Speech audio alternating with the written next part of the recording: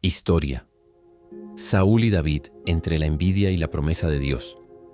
El pueblo de Israel estaba lleno de alegría después de la victoria sobre los filisteos.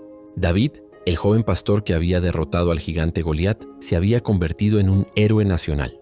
Sus canciones resonaban en las plazas y las mujeres danzaban diciendo: Saúl mató a sus miles y David a sus 10,000.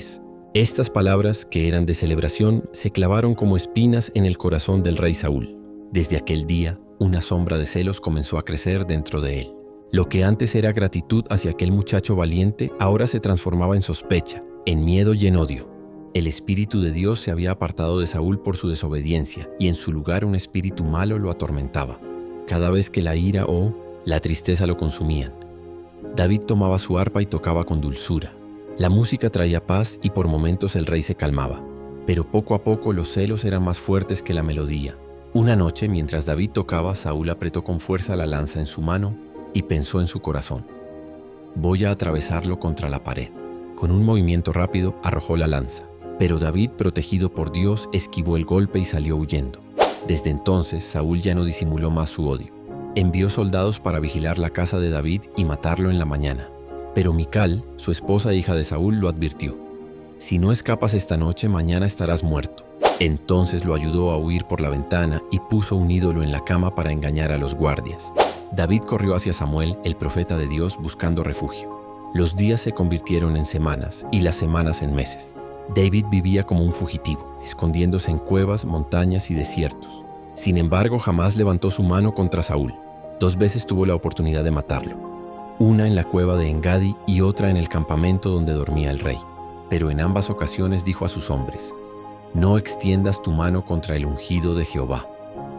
David entendía algo que muchos no comprendían: que la venganza no pertenece al hombre, sino a Dios. Saúl, en cambio, cada día se consumía más en la envidia. No podía dormir tranquilo sabiendo que David era amado por el pueblo y que la presencia de Dios estaba con él.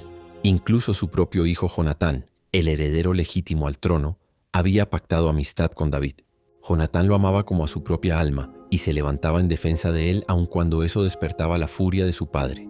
En una ocasión, durante una fiesta, Saúl notó la ausencia de David en la mesa real y gritó contra Jonatán: hijo de la perversa y rebelde, ¿no sé yo que tú has elegido al hijo de Isaí para vergüenza tuya? Mientras él viva, tu reino no será firme.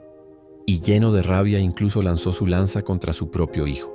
Jonatán, herido en su corazón, salió al campo para advertir a David. Allí lloraron juntos, sabiendo que sus caminos se separarían.